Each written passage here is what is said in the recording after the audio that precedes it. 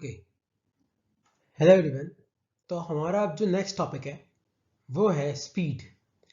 तो basically speed होता क्या है, स्पीड निकालते कैसे हैं और उसके न्यूमेरिकल कैसे सॉल्व करते हैं। सबसे इंपॉर्टेंट चीज़ वो आप याद रखना वो है स्पीड एक स्केलर क्वांटिटी है। इसकी ऐसा यूनिट होती है मीटर पर सेकेंड और स्पीड का फॉर्मूला होता है distance divided by time taken.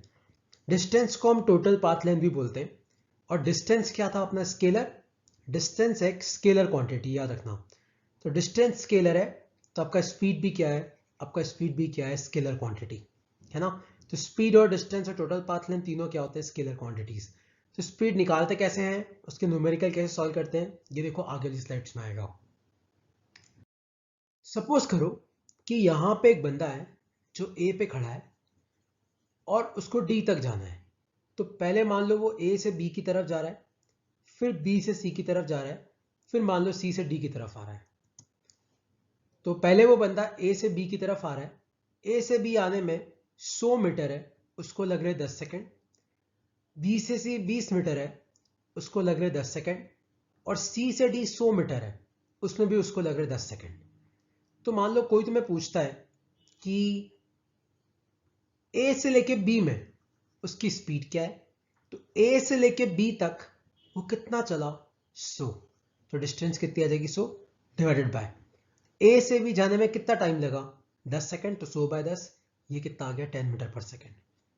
अब मान लो कोई तुम्हें पूछता है कि नहीं बी से डी के बीच में स्पीड निकालो। तो पहले तो वो बी से सी गया तो 20 तो वहां चला, फिर वो सी से डी आया तो 100 वहां चला।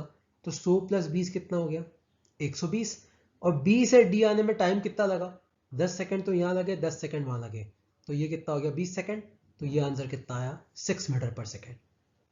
उसी तरीके से कोई तुम्हें पूछे नहीं पूरे मोशन का बताओ कि ए से लेके डी तक आने में स्पीड कितनी है। तो ए से लेके डी तक आया तो 100, तो ये 20, ये 100, ये तो कितना हो गया, 220 डिवाइडेड बाय टोटल टाइम कितना लगा, 10 10 10, तो 30 हो गया। तो ये कितना आया, 22/3 मीटर पर सेकेंड। तो इस तरीके से ना स्पीड के क्वेश्चंस में पूरा पाथ भी हो सकता है और कुछ छोटे छोटे पाथ लेके भी कोई भी तुम्हें पूछ सकता है ना। इसके बहुत ही अलग अलग तरीके के क्वेश्चंस आते हैं, है ना। अब देखो एक और मैं क्वेश्चन दे रहा हूं।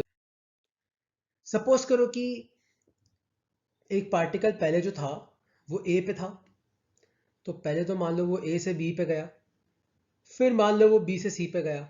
तो ए से बी जाने में उसको टाइम लगा t1, बी से सी वो गया उसको टाइम लगा आपका t2, और फिर वो मान लो सी से डी गया। तो सी से डी वो गया, तो सी से डी गया, मान लो टाइम लगा t3। ए से बी की डिस्टेंस आपको कितनी दे रखी है, डी।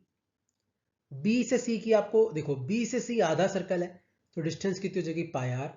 सी से डी वापस कितना दे रखा है आपको, डी। तो आपकी स्पीड क्या हो जाएगी, टोटल कितना चला, D plus pi R plus D divided by total time कितना लगा, t1, ए से बी का t1, बी से सी का t2, सी से डी का कितना हो जाएगा, t3। तो ये आ गई आपकी, क्या आ गई, ये आपकी स्पीड आ गई, है ना। तो इस तरीके से आपको स्पीड निकालनी है। और याद रखना ये जो भी हम स्पीड पढ़ रहे हैं ना, ये सब एवरेज स्पीड है ना। एवरेज स्पीड है ये सब कुछ। अब देखो एक और क्वेश्चन में मान लो कि आपको दे रखा है कि x is equal to T cube. मतलब आपके पार्टिकल की जो पोजीशन है वो किस पर डिपेंड कर रही है, टाइम के क्यूब पे।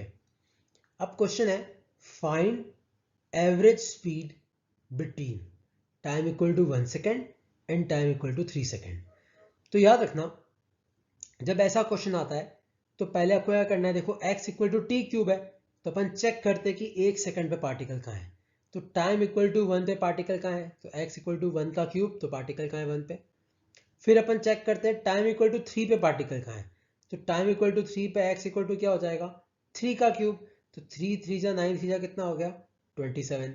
तो आपकी स्पीड कितनी आ जाएगी देखो। तो टाइम इक्वल टू 1 सेकंड पे वो 1 पे था, टाइम इक्वल टू 3 सेकंड पे 27 पे था। तो कितना चला, 27 में से एक गए 26, क्योंकि वो एक से कहाँ गया 27 पे। और टाइम इक्वल टू 1 सेकंड और 3 सेकंड के बीच में कितना डिफरेंस है, 2 सेकंड का। तो इसकी स्पीड कितनी आ गई, 13 मीटर पर सेकंड। तो इन क्वेश्चन को करने के लिए आप स्पीड का ये फॉर्मूला यूज कर सकते हो x2 minus x1 divided by t2 minus t1। Okay, इसका एक और एग्जांपल मैं देता हूं।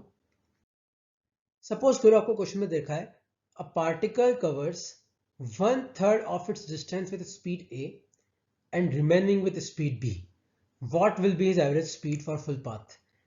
तो एक पार्टिकल पहले जो पहला 1/3 डिस्टेंस है मतलब d/3, तो वो कितने में उसकी स्पीड कितनी है a, और जो बच गया 2d/3 उसमें उसकी स्पीड कितनी है b।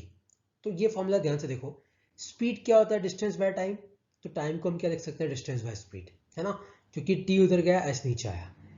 तो यहां से यहां आने में तो जो उसका पाथ का जो पहला पार्ट है उसमें कितना टाइम लगेगा, टाइम क्या होता है डिस्टेंस बाय स्पीड, तो डिस्टेंस कितनी है d/3, स्पीड कितनी है a, और जो अगला पार्ट है उसमें टाइम कितना लगेगा डिस्टेंस बाय स्पीड, तो 2d/3 डिवाइडेड बाय b, तो t1 और t2 आ गया।